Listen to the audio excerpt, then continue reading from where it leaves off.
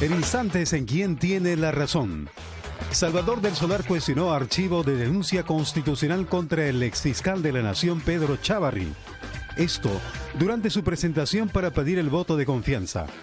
Es crucial que nos preguntemos si en el esfuerzo que tenemos que hacer por recuperar la confianza de la ciudadanía, vamos en la dirección correcta cuando una subcomisión de este Congreso, a pesar de que todos los peruanos hemos visto que la oficina de un fiscal, lacrada por fiscales, fue violada y ha sido aceptado por su equipo, que una subcomisión de este Congreso considere que no hay mérito para que esas investigaciones se hagan. Estamos aquí para cambiar la historia, no para repetirla. Estamos aquí para salir de la corrupción y todos juntos tenemos que hacerlo.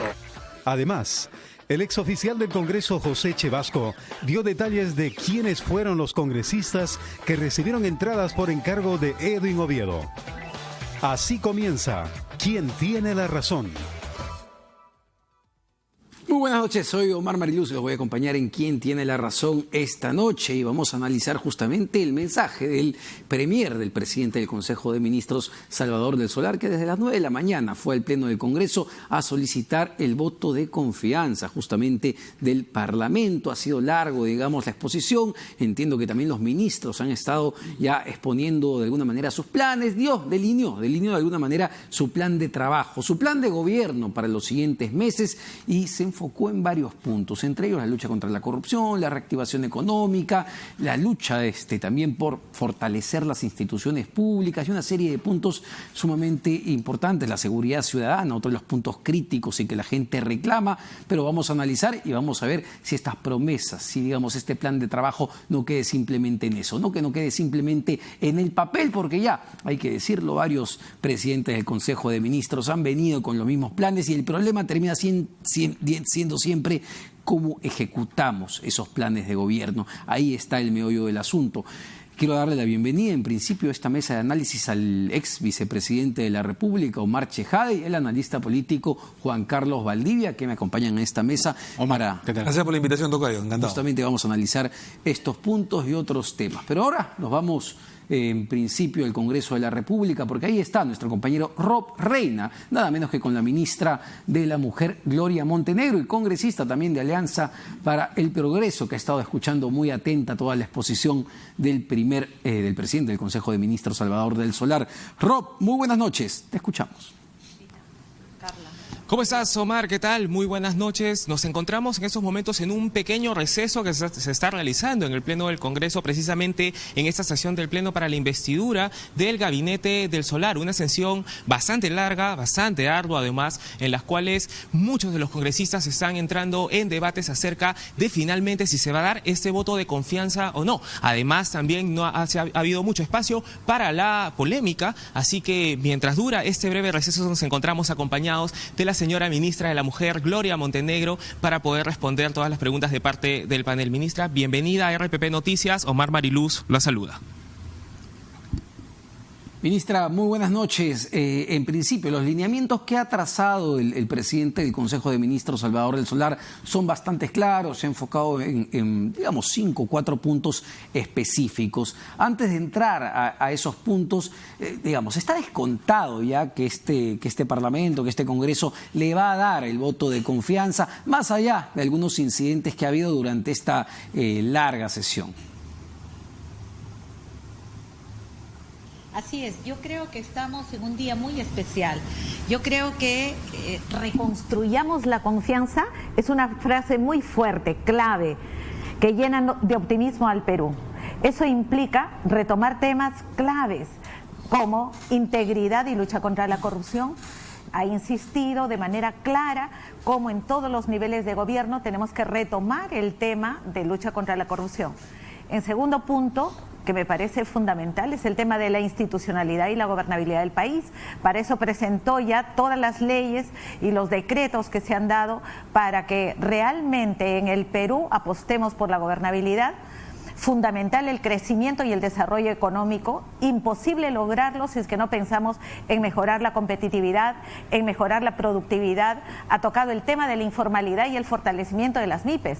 Compra Perú, que es para mí algo fundamental para favorecer la formalización y el desarrollo de las MIPES. El tema de la descentralización como punto fuerte y lo que me parece fundamental, el cierre de brechas sociales en todos los programas sociales y educación, salud, pequeña y mediana agricultura, que son fundamentales. Claro, pero de lo visto, digamos, del tenor, de las intervenciones de los parlamentarios, de las diferentes bancadas, tras la exposición del presidente del Consejo de Ministros, ¿cuál cree usted que sea la relación que tenga este Parlamento, sobre todo la oposición, con el gabinete del cual usted pertenece, de Salvador del Solar? ¿Va a ser una nueva relación, una relación más de consensos? Hemos visto cierta voluntad incluso del fujimorismo. El congresista Tubino ha dicho que quiere una nueva relación de consensos con el gobierno, pero ¿cuál cree usted que sea esa relación entre, digamos, el Ejecutivo y el Parlamento?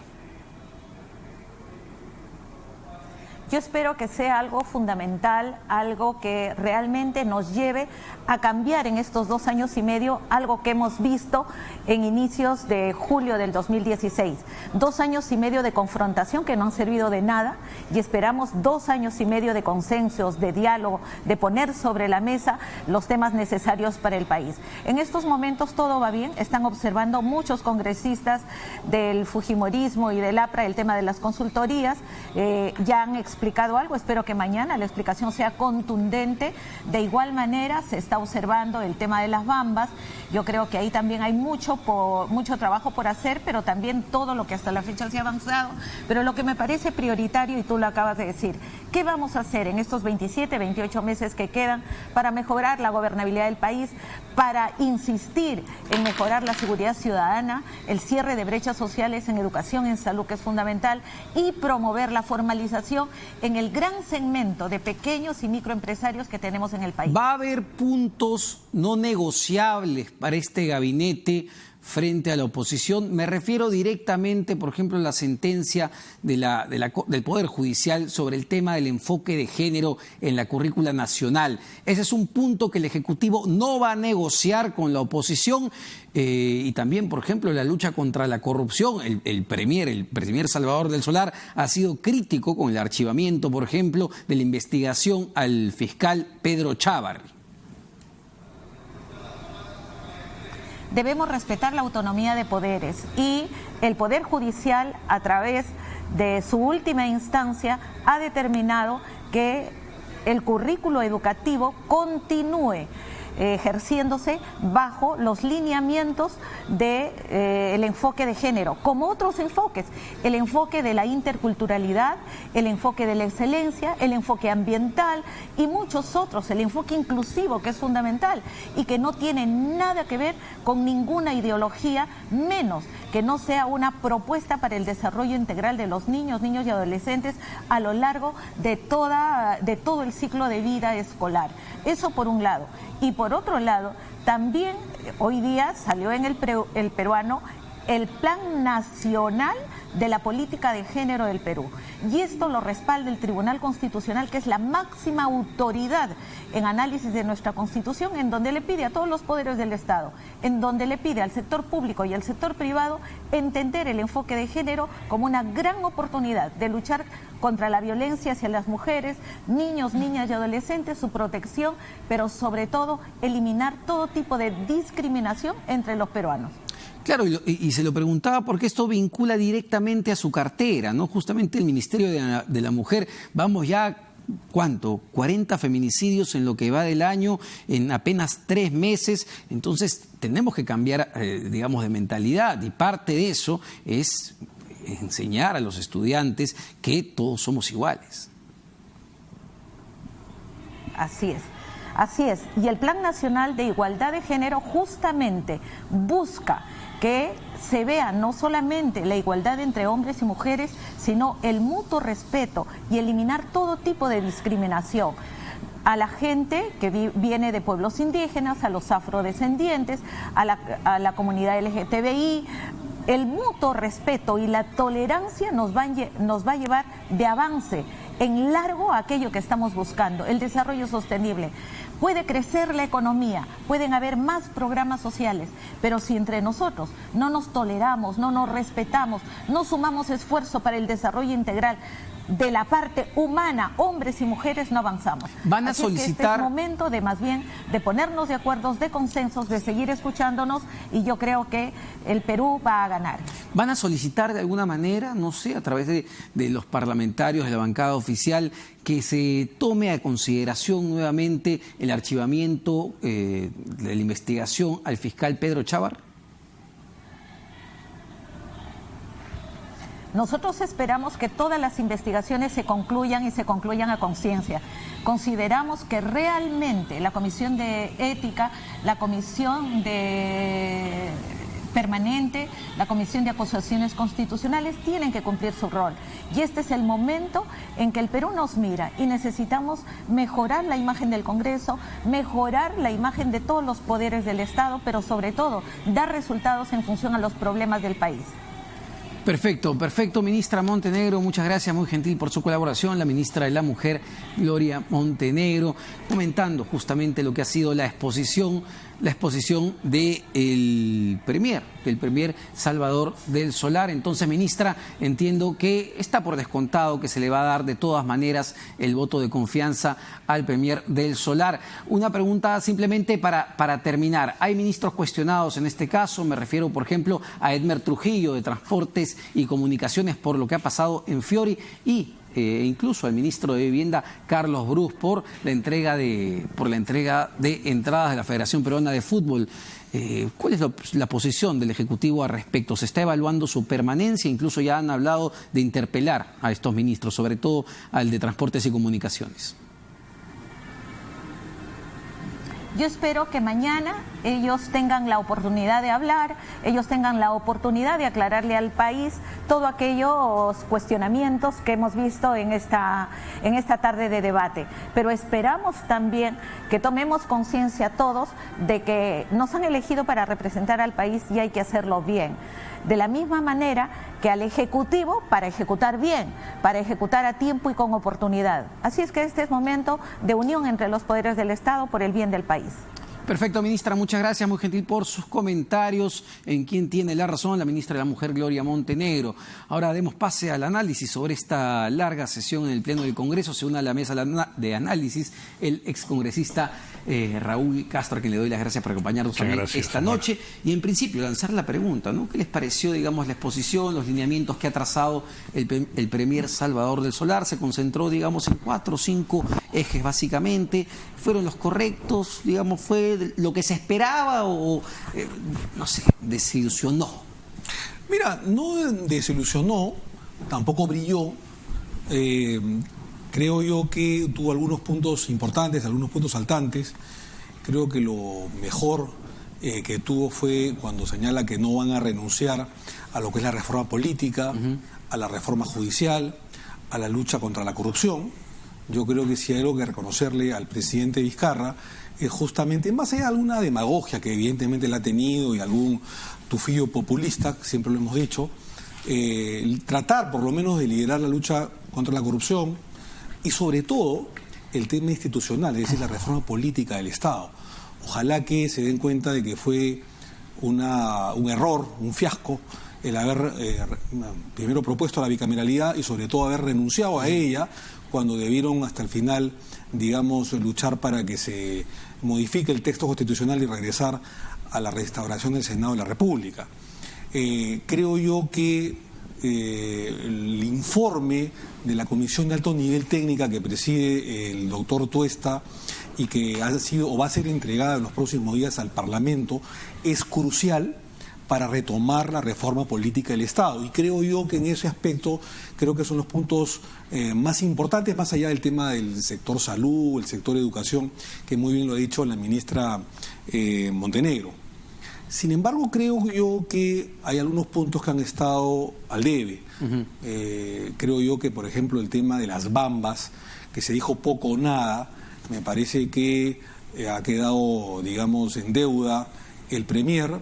Entiendo yo que han habido algunas algunos comentarios, a algunas declaraciones de los parlamentarios que lo han encarado al respecto por no haber sido más profundo en este tema, un tema social, un tema importante, un tema de violencia interna, digamos, en la región, y que creo yo que se ha hablado poco o nada. Y creo yo también, este es un modesto parecer, que la ministra hablaba de que el Parlamento ha confrontado en los últimos 2 años y medio al gobierno. En la época de Kuczynski sí, y creo que es por eso básicamente la desaprobación del fujimorismo, y aparte del aprismo.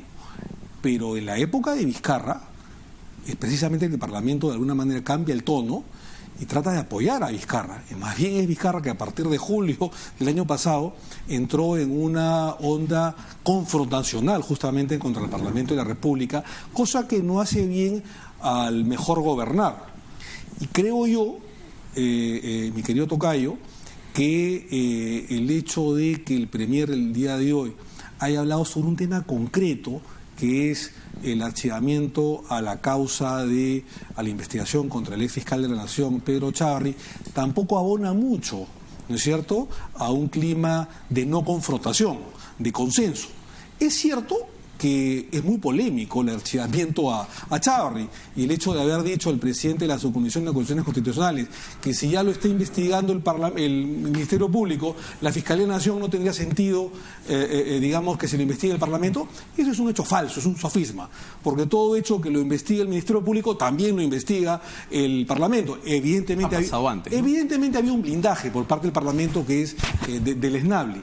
Pero más allá de eso, de que el Premier el día de hoy haya señalado puntualmente ante las cámaras de televisión, ante la opinión pública, ante el Parlamento, ese hecho hace otra vez recordar que hay un presidente de la República que le dice al Premier: oye, por si acaso vamos a bañarnos en popularidad porque esto nos favorece, y sigue atacando al Parlamento. Pero claro, simplemente para, digamos, no dejar esa idea que me parece importante, digamos, una de las banderas del gobierno de Martín Vizcarra ha sido justamente la lucha contra la corrupción. Entonces, ante un hecho que la población identifica como un verdadero blindaje a un fiscal cuestionado como Pedro Chávarri, que más bien el Premier Salvador del Solar no diga absolutamente nada, no abonaba justamente esta idea de que, ok, ahora vamos a pasar por agua tibia todo digamos, en miras al consenso que tiene que haber con Fuerza Popular.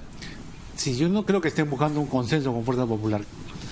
Creo que ha hecho bien en señalar algunas cosas. Siento que, por lo menos en mi caso, había una mayor expectativa respecto a lo que podía plantear, decir, proponer. Cambio de timón. Salvador Solar es una persona joven, con estudios, con una mirada diferente del país, que yo esperaba se traduzca en alguna propuesta innovadora. Sí, y más atrevida, ¿no? Siento que lo que ha dicho es lo que ya sabíamos que iba a decir, ¿no? No hay nada nuevo. En el tema de los reportes de acciones que van a tomar, no hay pues la gran novedad que uno diga, bueno, a ver, ok, o sea, vamos a sacar Tía María, vamos a sacar las Bambas, ya no hablo de las Bambas, pero hablo de Tía María, hablo de... Claro, o sea, no hay un problema ahí real, ¿no? O sea, entre el presidente y el presidente del Consejo de Ministros no están tomando la real dimensión de lo que está sucediendo en el país. O sea, la paralización de las Bambas es un hecho grave. El hecho de que hoy día los alcaldes de Islay estén diciendo no queremos Tía María es un hecho grave, y me parece que esto de este discurso de hoy, donde se habla sobre los derechos de la mujer, el tema de género, sobre si la violencia, sobre la seguridad, está bien, pero no va a los temas de fondo, ¿no es cierto? O sea, yo tenía mayor expectativa respecto a los temas de fondo, la violencia contra la mujer. Por supuesto que sí, pero los temas de fondo para el país es crecer económicamente. También. ¿No? O sea, ¿con qué financiamos las campañas para...? No, de acuerdo, pero también son temas de fondo, ¿no? No, por supuesto, por supuesto. Ok, Vamos, el tema de las Bambas, y le pregunto al ex congresista Raúl Castro, es un tema que heredó lamentablemente de el premier Villanueva. Sin embargo, sí es un tema que tuvo que haber resuelto Vizcarra, una paralización que viene desde agosto del 2018. Ojo, la paralización empezó hace 50 días. La protesta, digamos, el fastidio de la comunidad de Fueras Bambas empieza en agosto del 2018 con el cambio, digamos, de dirigencia en Fueras Bambas, y se ha dejado pasar y pasar y pasar, y ni qué decir de otros conflictos. Lamentablemente no se ha visto mucho efectivamente en este discurso de qué va a hacer, ¿no?, este gobierno con el tema no solamente de las Bambas y efectivamente Tía María, lo que pasó en el oleoducto norperuano. Es decir, cómo enfrenta este gobierno el tema de los conflictos que este 2019 parece y apunta a que va a ser complicado. Bueno, gracias, Omar. Hay varios temas, ¿no? El primer tema creo que es un tema que tiene que ver con el realismo, que se le ha pedido. Yo particularmente hice alguna vez aquí precisamente una invocación, ¿no? Y es que el primer ministro no tiene todo el tiempo del mundo para hacer una gran agenda nacional, porque virtualmente él tiene un año por delante y en un año ya empieza la campaña electoral y va perdiendo fuerza, y en consecuencia, si él, que es un primer ministro que no tiene un peso político propio, no procura en este momento concentrarse en algunos puntos específicos y a partir de ahí generar su peso político y su capacidad de persuasión, de expansión en cuanto al trabajo que le corresponde, se va a quedar en nada, Por otro lado, tiene un presidente que aun cuando decía que está nombrando a un comunicador, el gran comunicador es el presidente, sobreactúa y lo deja sin piso al primer ministro. Entonces el primer ministro tiene que concentrarse en algunas tareas muy específicas. Estoy de acuerdo absolutamente con lo que ha dicho Omar y Juan Carlos, pero yo creo que han habido algunas cosas, algunas miradas un poco distintas y hasta cierto punto creativas. Una de las cosas que a mí me preocupa, para después tocar rápidamente el tema de las Bambas, es, por ejemplo, el tema regional. ¿No es así? Él ha tocado un punto que se llama descentralización, que es uno de los puntos clave de su discurso. Yo creo que ha tenido la valentía de reconocer implícitamente que los procesos de regionalización han fracasado, ¿no? El Perú tenía una élite, era un país completamente descentralizado, tenía élite en provincias con capacidad técnica, financiera, de representación, de conocimientos, de tecnología, pero la reforma agraria lo barrió. El Perú era un país absolutamente descentralizado y sería hoy día una potencia más grande que los Estados Unidos si no se hubiera hecho esta barbaridad que se hizo de barrer a las élites y de sacarlas. Hoy día no hay élites en las provincias y los alcaldes y presidentes regionales que están en la cárcel lo comprueban, porque ya no es uno, es sucesivamente. Miremos el tema de las Bambas y veamos cuántos, hay 20 alcaldes presos en la provincia de Cotabambas. En consecuencia, creo que ha tenido la valentía de asumir eso y ha dicho, ok, los temas de descentralización territoriales, vamos a crear las agencias regionales de desarrollo. ¿Por qué? Porque las regiones necesitan muletas, no son capaces de administrarse, por supuesto, con muy honrosas excepciones, no son capaces de administrarse con canon, con todo, correctamente, honradamente y con buenos planes de desarrollo. Han fracasado en 20 años, ¿no? Y gastando miles de millones de dólares. Veamos el caso de Ancash, ¿no? 2.000 millones de dólares de canon por año y no lo han podido solucionar. Entonces, ha tenido esas cosas, creo yo, innovativas. Ahora bien, el tema de las Bambas y los demás conflictos sociales.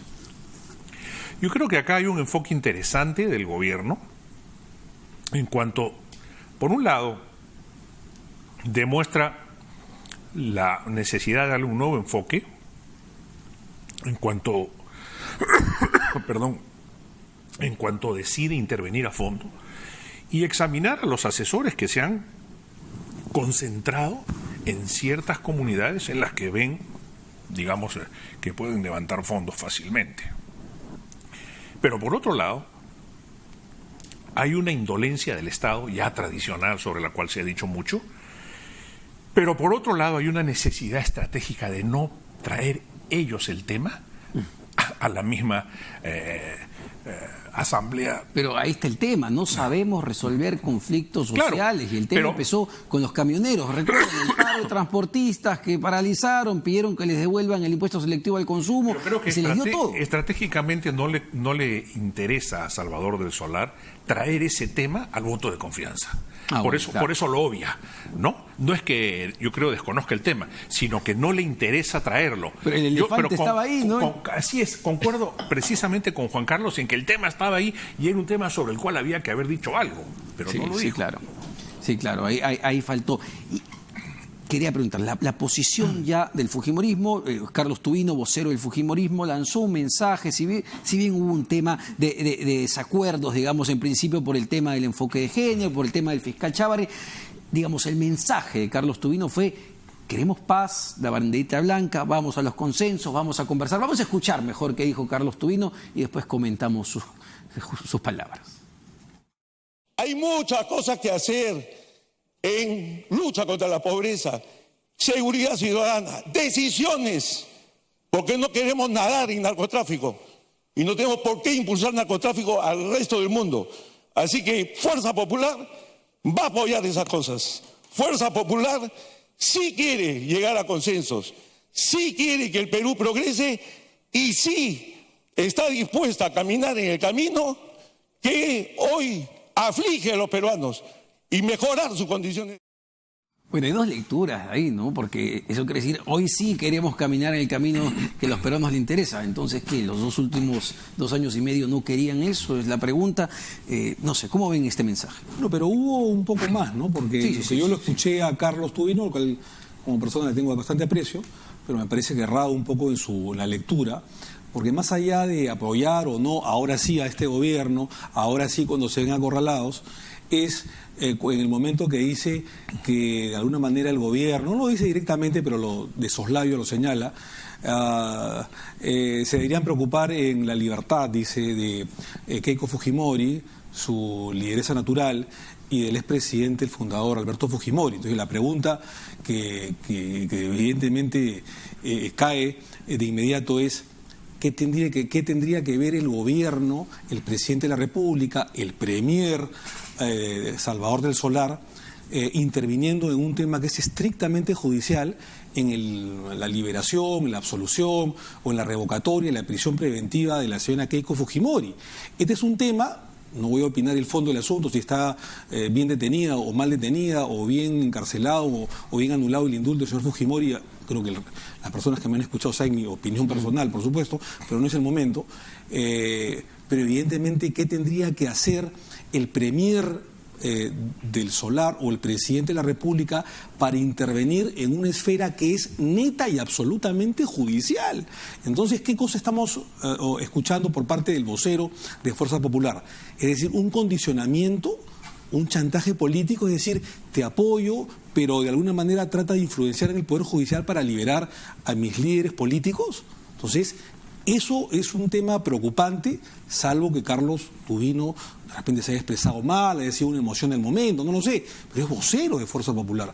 Él no puede condicionar la votación, el apoyo, el consenso, la confraternidad, la amistad futura de acá hacia adelante, no solamente en la votación del día de hoy, sino de cara a tener un gobierno, una relación de consenso entre el Parlamento, Fuerza Popular y el gobierno, a la libertad de los Fujimori, Keiko, la hija, y que nos apena lo que está sucediendo con ella, por supuesto, como cualquier ser humano, o su padre, Alberto Fujimori, con una relación que va a favorecer o a perjudicar al país.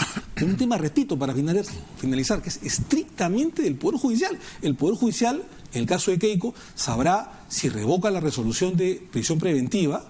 En algún momento he señalado que me parece exagerada, podría haber sido un arresto domiciliario, digamos, hasta que haya sentencia definitiva, o no lo libera, ¿no es cierto? Y en el caso del señor Alberto Fujimori, tengo entendido que la inaplicabilidad del indulto ha sido ya confirmado en 2 instancias, por lo tanto es cosa juzgada, ¿no? Era el momento, Juan Carlos, de mezclar, digamos, papas con camote, de pedir la liberación de Keiko Fujimori, Alberto Fujimori, cuando se está hablando de consensos, digamos, en medio de la presentación del premier. Es parte del nuevo discurso fujimorista, ¿no? ¿Es condicionamiento para ti?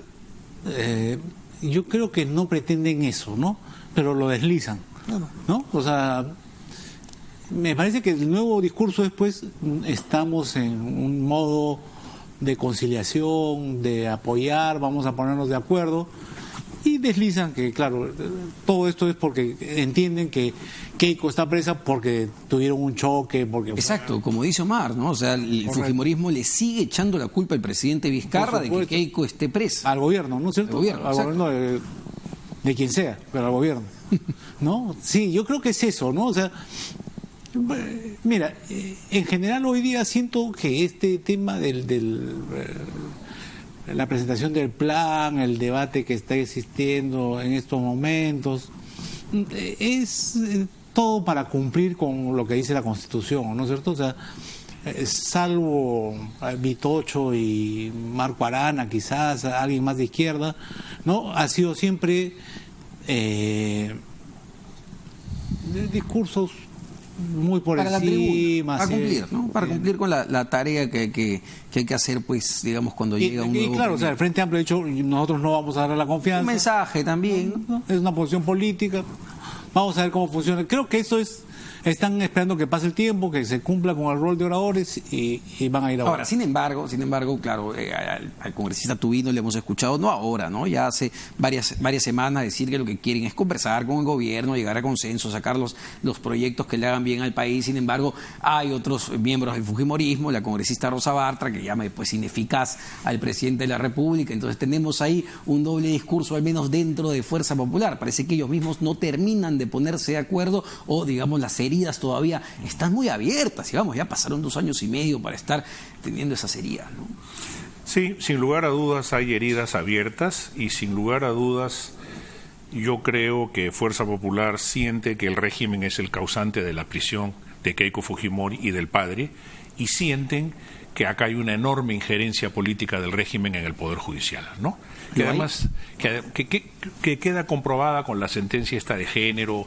Siempre cuando hay, digamos, gestos de agrado a lo que es la política del gobierno, el Poder Judicial concede sentencias en favor de uno u otro, ¿no?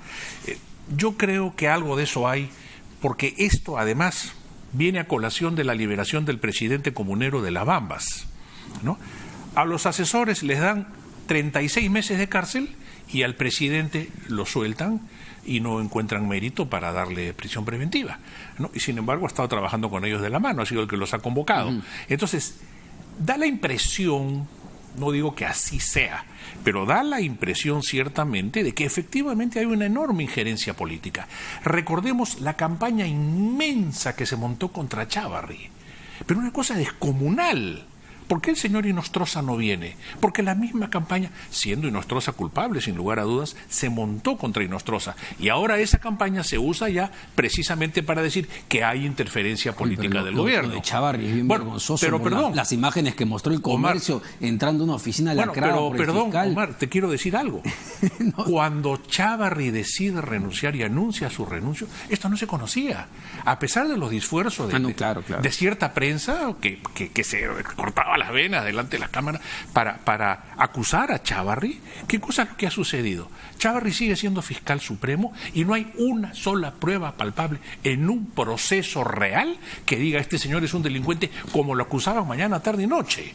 Entonces, lo que quiero decir es esto. Carlos, lo que se le pedía al Congreso de la República no es que sentencia a Pedro Chávarri, sino que se le levante justamente esta especie de inmunidad para que pueda ser investigado por la Fiscalía. De acuerdo, en eso estoy de acuerdo. No estoy hablando del tema congresal. Estoy hablando del montaje político que ha hecho el gobierno, el propio Vizcarra, de no ir, porque necesitaban presentar de cara a la ciudadanía y cierta exportación también, que por supuesto no se la han creído en el extranjero, por lo menos en los países cultos, de que efectivamente había acá una lucha profunda contra la corrupción. Y claro, tirándose un fiscal de la nación era pues era una cosa muy grave. Lo hicieron con un vocal supremo, que yo creo que estuvo bien hecho, creo que las pruebas estaban ahí sobre la mesa, pero en el caso de Chávarri, ¿qué cosa es lo concreto? Ok, el tema de la oficina y el Congreso. Bueno, ¿Es verdad que se están investigando hace 3 meses? Su asesora dijo Sí. que ella lo había hecho por pedido de Chávarri, bueno, que ella había sí. ingresado a pedido de Chávarri. Primero La propia dijo asesora, una cosa después de las imágenes. y después se desdijo, y recordemos que la asesora se ha cogido a un régimen ¿Para qué iba Chávarri el judicial. domingo a la fiscalía a comer tamales? ¿Qué? Iba a meterse a la oficina. Bueno, no lo puedo contestar, pero lo que sí puedo decir es que la asesora se ha acogido a un régimen de colaboración eficaz que marca exactamente la misma pauta a la que se han acogido otros testigos que han acusado a Keiko Fujimori y a otras personas de su entorno, con métodos que están siendo cuestionados y recusados, y que finalmente será la Corte Suprema la que diga si esto corresponde o no corresponde. Pero lo importante, Omar, acá es lo siguiente: la percepción, lo que se percibe, el análisis racional, jurídico, inmediato, internacional del tema es que sí hay una injerencia política en el Poder Judicial. Y entonces, no comparto lo que dice el señor Tubino, pero yo creo que el señor Tubino está un poco expresando eso en términos sumamente delicados, para que el gobierno diga, oye, ¿sabes qué? Hay que parar la mano, porque esto tampoco corresponde a ciertos modales democráticos. ¿Tú sí crees, ¿no?, que el fiscal José Domingo Pérez es un, digamos, operador de Vizcarra? Yo creo que es un fiscal que quiere cumplir su cometido, que tiene la voluntad de hacerlo, que tiene las ganas de hacerlo, pero creo que está condicionado por ciertos matices ideológicos a los cuales nadie escapa, ¿no es así? Pero creo que ha olvidado un deber de imparcialidad, yendo en su acusación más allá de lo permisible. Perfecto, nos vamos con eso una pausa, no se despeguen, porque vamos a volver justamente para analizar la situación legal de Keiko Fujimori, porque entiendo que el 26 de abril se va a ver la casación que ha presentado para ver si puede quedar o no en libertad, porque después de eso, entiendo, solamente quedaría el Tribunal Constitucional. Pero volvemos con eso, no se despeguen.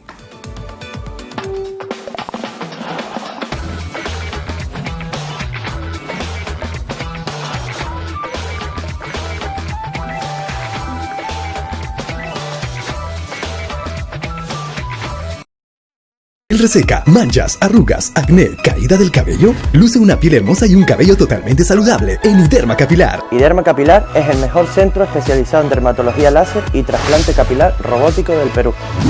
Te garantizamos una excelente experiencia y los mejores resultados. Así como yo, tú también confía en Iderma Capilar. Consultas al 444-3884 o al www.idermacapilar.com.pe. Iderma Capilar, descubre el poder de tu belleza. Otro año, lleno de retos y trabajo. Ha sido duro, pero el negocio va quedando listo. En mi camino siempre está Caja Arequipa, que me acompaña y me da un crédito al toque para estar preparada. Sabemos por qué chambeas. Caja Arequipa, impulsando tu bienestar. ¿Sabes cuál es la película más taquillera? ¿Qué obras de teatro están en tarima? ¿Los museos que puedes visitar? Eso y mucho más en Primera Fila. Películas en cartelera, canciones del momento, exposiciones de arte, funciones de teatro. Con nosotros siempre estarás en Primera Fila, de lunes a viernes a la 1:30 de la tarde por RPP Televisión. Esta noche a las 9, nada está dicho. El Gabinete del Solar tras el voto de confianza. El presidente del Consejo de Ministros expuso por casi 2 horas ante el Pleno un discurso en el que se propone cambiar la historia. En vivo y desde el Congreso, las reacciones a los anuncios del jefe del gabinete. El análisis lo pone Juan de la Puente. Y en Venezuela la tensión aumenta. El presidente encargado, Juan Guaidó, perdió su inmunidad parlamentaria. Su representante diplomático, Carlos Escul, da la pelea en este nuevo capítulo de la lucha contra la dictadura de Maduro. A las 9 de la noche, nada está dicho, por RPP Televisión.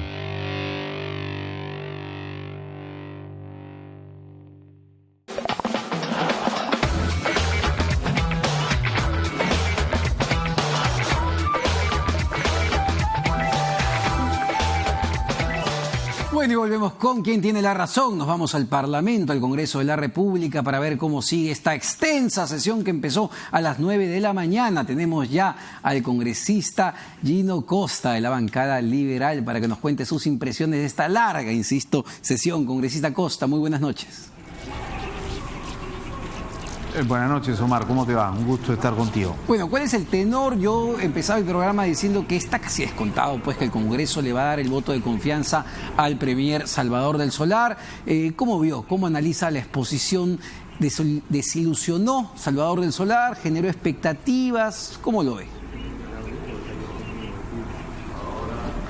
Me gustó su presentación, me pareció muy solvente. Muy convincente, él es un buen orador, ha presentado lo que serán las líneas matrices de su gestión, en realidad sobre la base de los 5 ejes anunciados por el presidente Vizcarra cuando asumió funciones, y dándole por supuesto su sello personal. Comenzó por poner énfasis en la necesidad de seguir enfrentando a la corrupción, pues es un problema que no está resuelto en el país. Aunque se ha avanzado un poco el capítulo legislativo de la reforma judicial, pero falta todavía. Y luego ha anunciado que presentará proyectos de ley de reforma constitucional y legales sobre la reforma política en base a la propuesta de la Comisión Tuesta. Es decir, ha dicho que sí, que la próxima semana más tardar hará llegar un conjunto de proyectos. Son 12 los propuestos por la Comisión Tuesta, no sabemos qué modificaciones a esos proyectos se van a hacer, pero entiendo que son menores, y eso permitirá entonces, junto con la tarea pendiente que tenemos de terminar con la reforma judicial en esta fase legislativa, digamos, iniciar la discusión de los proyectos que tienen que ver con reforma política. Sin embargo, ha hablado también de los temas de desarrollo económico, claro, desarrollo social. Sí. Sin embargo, congresista Costa, y lo comentábamos en esta mesa de análisis, hubo un gran elefante en el Parlamento que no se quiso mirar, pero que estaba ahí, y el gran elefante es el conflicto de Las Bambas, una de las minas más importantes del país, y lamentablemente cómo se ha accionado frente a este conflicto social y cómo este gobierno, y no me refiero solamente a Salvador del Solar, sino al gobierno, ha enfrentado los conflictos sociales y a todas luces no lo ha hecho nada bien. ¿Qué pasó? ¿No se esperaba más de cómo este gobierno va a encarar los siguientes conflictos sociales? Porque se viene Tía María también. Mira, Salvador del Solar ha entrado y se ha encontrado con este problema, que es ciertamente un problema muy difícil, como diríamos una papa caliente, que él hereda, no tiene responsabilidad en su gestación. La carretera ya estaba tomada casi 2 meses, y en esas condiciones él tiene que iniciar un proceso de diálogo para ver cómo levanta ese bloqueo y atiende, por supuesto, las necesidades de quienes han tomado esa medida de fuerza. Está en ese proceso. Eso es lo que lo ha obligado, digamos, a concentrar toda su atención y toda su energía en los primeros días de su gestión. Y yo entiendo que él haya querido evitar hablar de eso acá, porque lo que ha querido es más bien decir, oye, estas son las líneas de acción, estas son mis prioridades, esto es lo que quiero hacer y cómo lo quiero hacer, porque ha hecho un llamado al diálogo, al entendimiento nacional, etcétera. Entonces, yo sí entiendo que haya querido evitar eso porque, digamos, las negociaciones están en marcha. Abrir un debate sobre cómo negociar y cómo resolver el tema de Las Bambas cuando esté en medio de eso no me parecía una buena idea, y creo que eso es lo que explica que él haya evitado esta discusión sobre Las Bambas, que hubiera monopolizado sin duda toda la presentación en la investidura, ¿no? Entonces, yo sí lo entiendo, porque el propósito de la investidura es de hablar sobre las líneas generales de gobierno, y meter Las Bambas hubiera sido concentrarnos exclusivamente en ese asunto. Bueno, hubo otro punto de discrepancia, sobre todo con la bancada de Fuerza Popular, que era el tema del enfoque de género luego de esta sentencia del Poder Judicial, ¿no? Es un punto, según entendí, de parte del premier Salvador del Solar, no negociable para el Ejecutivo, pese a la oposición de Fuerza Popular. Bueno, él ha saludado que la Corte Suprema, la máxima instancia del Poder Judicial, ya se haya pronunciado sobre este tema y lo haya zanjado y lo haya cerrado definitivamente, porque ha dicho que el enfoque de género es una herramienta educativa válida y no hay ninguna razón para prescindir de ella o ponerla de lado.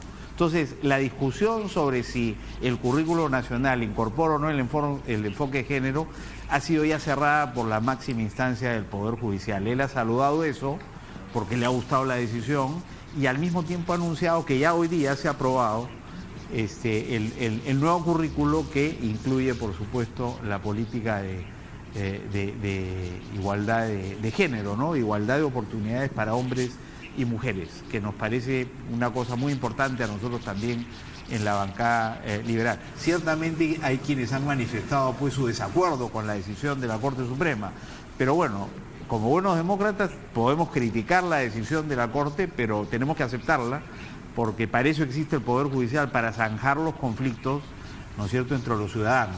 Y el Poder Judicial sobre esto ya se manifestó en última y definitiva instancia. Y yo creo que es positivo, porque si queremos frenar la violencia contra la mujer, lo fundamental es cambiar la mentalidad machista que está detrás de esta violencia de género, y para eso un enfoque de igualdad de derechos y oportunidades entre niños y niñas, entre hombres y mujeres, es fundamental, porque esa... Perfecto, congresista. Digamos, el machismo precisamente no entiende que hay una igualdad entre hombres y mujeres, sino que las mujeres son posesión o propiedad de los varones y por tanto los varones tienen todo el derecho sobre ellas, hasta de violentarse con ellas. Perfecto, entonces, si congresista. queremos frenar ese problema, la herramienta fundamental es cambiar el enfoque educativo, que pasa por un enfoque de igualdad de género. Perfecto, congresista, muchas gracias por sus comentarios. El congresista de la bancada liberal, Gino Costa.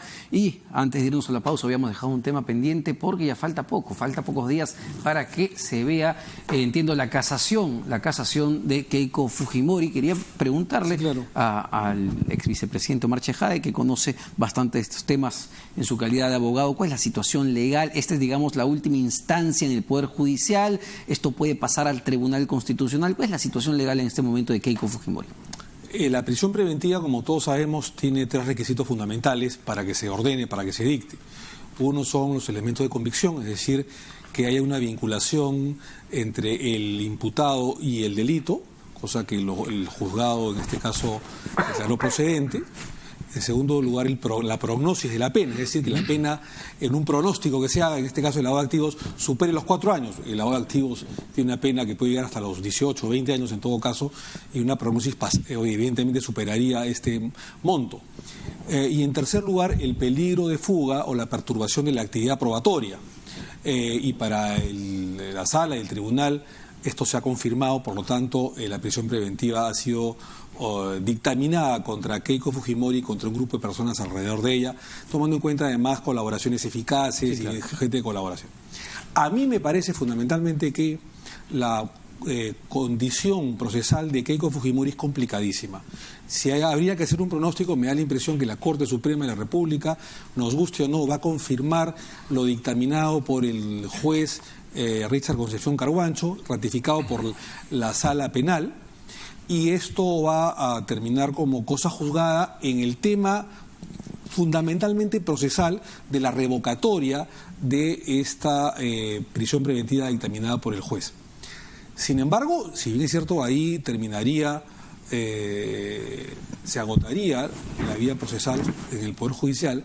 Sin embargo, en vías constitucionales en acción de garantía, la defensa técnica de la señora Keiko Fujimori y el resto de personas que están purgando prisión preventiva, digamos, podrían interponer un habeas corpus que terminaría fundamentalmente, de no darse en primeras instancias, terminaría en el Tribunal Constitucional. Ahora, acá me gustaría... Por falta de debido proceso, por vulneración de los derechos fundamentales de los accionantes, ¿no? Digamos, para ponerlo en paralelo, porque es importante, ¿no? El caso Humal Heredia, que justamente se agotó todas las vías en el Poder Judicial, se fue al Tribunal Constitucional y, digamos, ajustadito. Un 4-3, por eso digo. Salieron. ¿Podría pasar lo mismo con Keiko? O sea, ¿son casos similares?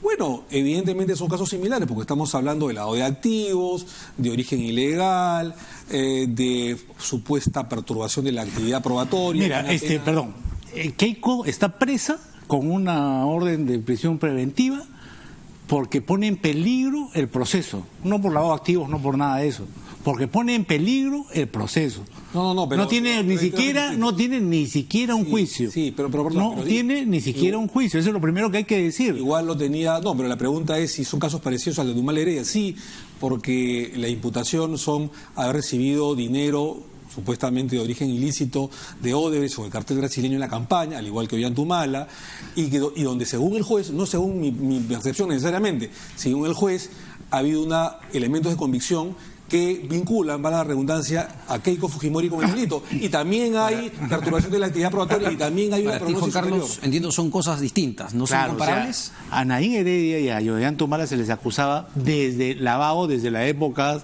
en que recibían plata con contratos ficticios, ¿no es cierto? Y recibían plata de Venezuela a través de un contrato con un diario donde nunca publicó nadie, etcétera, etcétera. A la señora Fujimori, a Keiko, se le acusa porque ha recibido plata para financiar su campaña y luego la han pitufeado. Y entonces, en el proceso de pitufear, han obstruido la justicia para tratar de evitar llegar a juicio o tratar de quebrar las pruebas. Bueno, pero en ambos casos es plata de campaña, pues no. No es exactamente lo mismo, porque uno viene lavándose, porque es plata que no es legítima, que entra por un contrato falso y que se usa en la campaña, no viene para la campaña. La otra es plata que ellos no reconocen siquiera haberla recibido, ¿no es cierto? Ya es otra cosa. Bueno, pero Zumal Heredia tampoco reconoce. No, pero digamos, matices más, Juan Carlos, matices menos, para el juez es lo mismo, porque se cumplen con los 3 requisitos procesales que ordena el artículo 272 del Código Procesal Penal, en que se habría cumplido elementos de convicción, la perturbación de la actividad probatoria, evasión de la posible evasión de la justicia, o posible riesgo de fuga, y la prognosis de la pena. Pero un tema rápido nomás.